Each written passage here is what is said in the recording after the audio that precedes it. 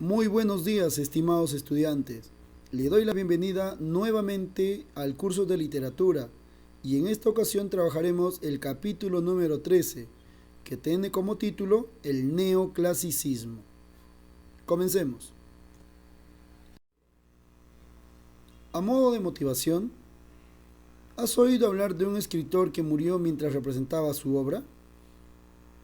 En la historia de la literatura y más específicamente en el teatro, hubo un escritor francés que murió mientras representaba su obra justo cuando él estaba en pleno escenario.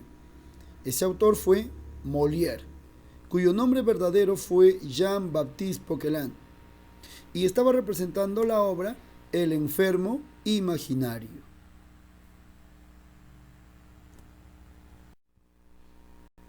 Ahora veamos el aspecto teórico de nuestro tema.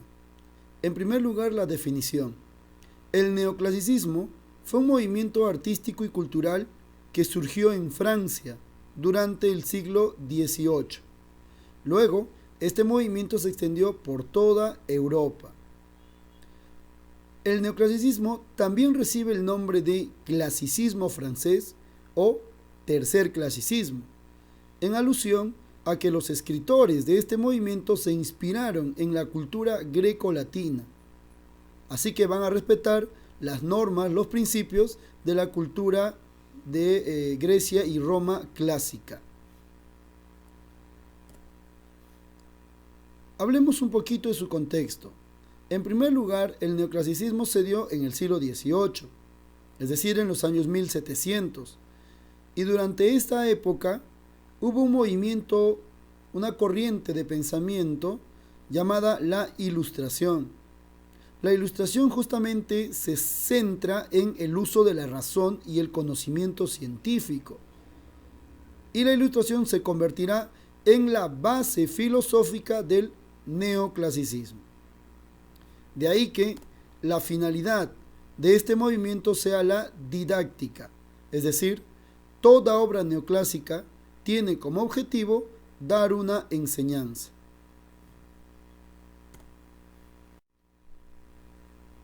Algunas características del neoclasicismo.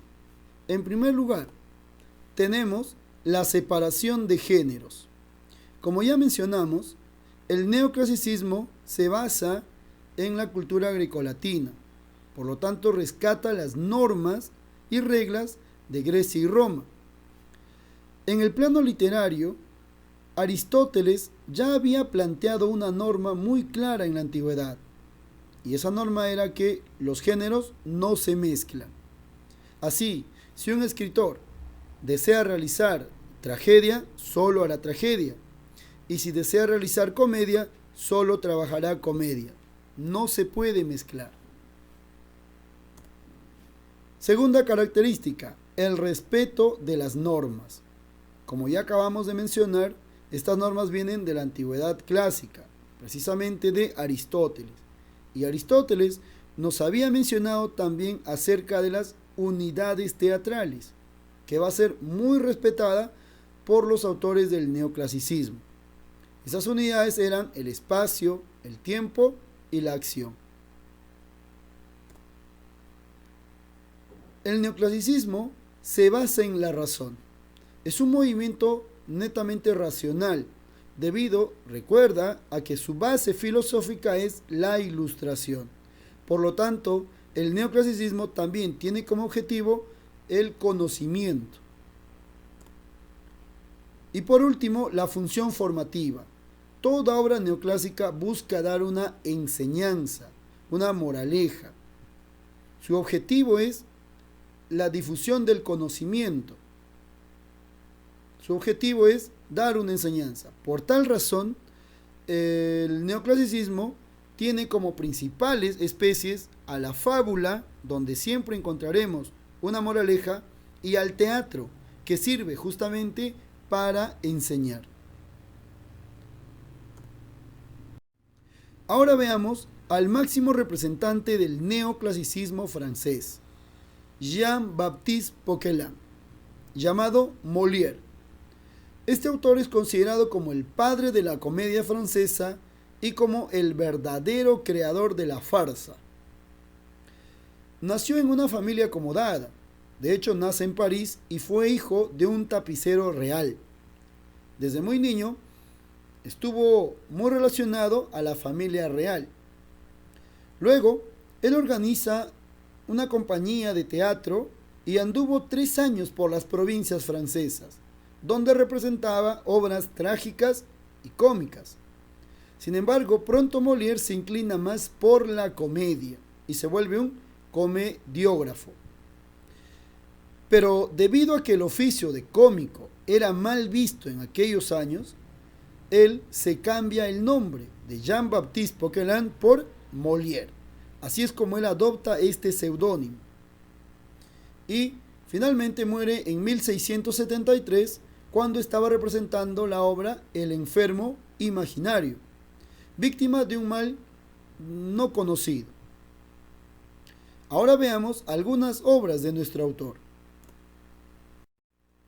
En primer lugar, Molière se caracteriza porque crea arquetipos, es decir, sus obras representan alguna característica humana o alguna pasión humana.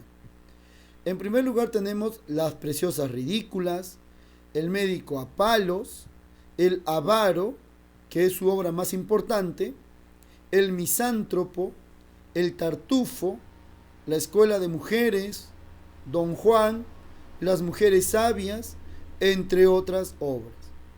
De todas estas, la que destaca es El avaro. El avaro de Molière. Esta obra pertenece al género dramático, ya que es una pieza teatral, y a la especie comedia, pues presenta un final feliz. El tema del avaro es la crítica a la avaricia como pasión innata. Y el autor, ya lo conocemos, Jean-Baptiste Poquelin. Dentro de los personajes destacan, en primer lugar, Harpagon, el hombre que representa la avaricia, el viejo tacaño. Harpagon tiene 2 hijos, Cleanto, el varón, y Elisa, la mujer. Cleanto está muy enamorado de una joven llamada Mariana, mientras que Elisa ama en secreto a Valerio. Mariana y Valerio son 2 jóvenes huérfanos. De hecho, Valerio no tiene mayor familiar, no tiene ningún familiar, y trabaja en la casa de Harpagon.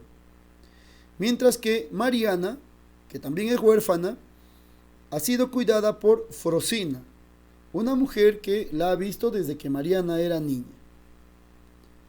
Ahora, pese a que Cleanto ama a Mariana, Harpagon desea casarse también con la joven Mariana, aunque Harpagon ignora que su hijo está enamorado de ella.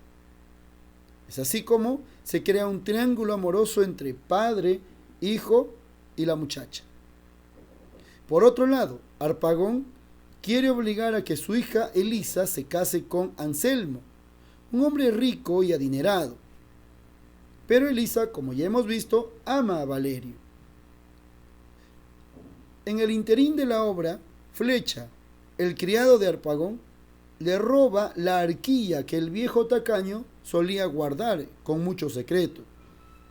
Sin embargo, Flecha descubre esa arquilla, esa urna, y al descubrir Flecha que estaba llena de monedas de oro, decide Flecha entregarle la urna a Cleanto.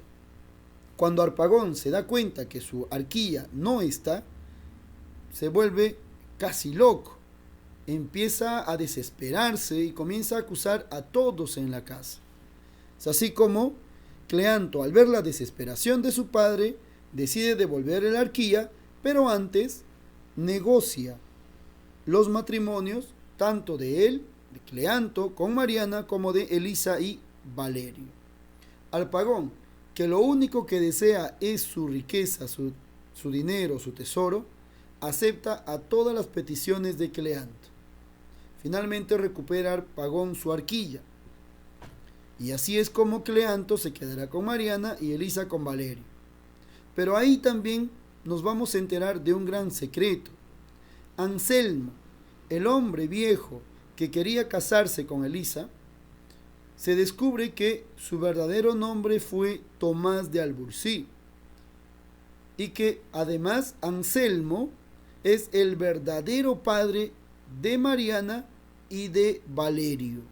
Por lo tanto, los dos jóvenes huérfanos al inicio, ahora se descubre que son hermanos. Y Anselmo, que es un hombre rico, reconoce a sus hijos y permite que ellos se casen con los hijos de Harpagón. Y así es como la obra tiene un final feliz.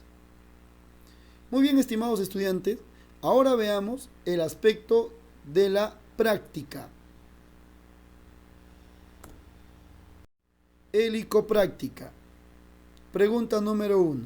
Complete correctamente los siguientes enunciados con las palabras que aparecen en el recuadro. Así tenemos en la alternativa A, el neoclasicismo surge en Francia y tiene como máximo exponente de la comedia a Molière. B, durante el neoclasicismo, Francia era gobernada por Luis XIV, conocido como el Rey Sol. C, el neoclasicismo imita los modelos grecolatinos y busca normativizar el arte. Y D, el avaro de Molière se basó en la obra La Aulularia del poeta latino Plauto. Pregunta número 2. Complete el esquema. El neoclasicismo surge en Francia y sus representantes son Corneille con la obra El Cid, Molière con la obra El avaro y Jean Racine con la obra Medea. Pregunta número 3. Escribe verdadero o falso según corresponda. ¿El nombre real de Molière era Jean-Baptiste Poquelin? Verdadero, como lo hemos visto en la teoría. El neoclasicismo buscó elaborar obras literarias didácticas e informativas. Como también hemos mencionado, el neoclasicismo busca difundir el conocimiento, por lo tanto es verdadero. Durante el neoclasicismo, Francia era gobernada por Luis XVII. Falso. El rey de entonces era Luis XIV. D. La obra cumbre de Molière fue El Cid. Falso. El Cid pertenece a Corneille. Pregunta número 4. Ordene las siguientes anagramas. En la alternativa A sale la palabra neoclasicismo, mientras que en la alternativa B nos da como resultado el avaro. Pregunta número 5. Relaciona correctamente autor y obra. Corneille es el autor de El Cid. Molière, autor de El avaro. Racine, el autor de Andrómaca. Samaniego, autor de Fábulas morales. Y Moratín, autor de Fábulas literarias. 6. ¿Cuál no es una característica del neoclasicismo? La que no corresponde es la C, presentar historias secundarias. 7. ¿Cuál es la finalidad del neoclasicismo? Como ya vimos en la teoría, el neoclasicismo tiene como finalidad la didáctica, es decir, dar una enseñanza moral. Pregunta número 8. ¿En qué se basa el avaro? El avaro se basa en la obra La olla del escritor romano llamado Plauto. Pregunta número 9. Mencione 3 obras de Molière. Ahí tenemos El avaro, El médico a palos y El tartufo. Muy bien, estimados estudiantes, hemos llegado a la parte final del tema del día de hoy. Ahora los invito a que trabajen su hélico taller.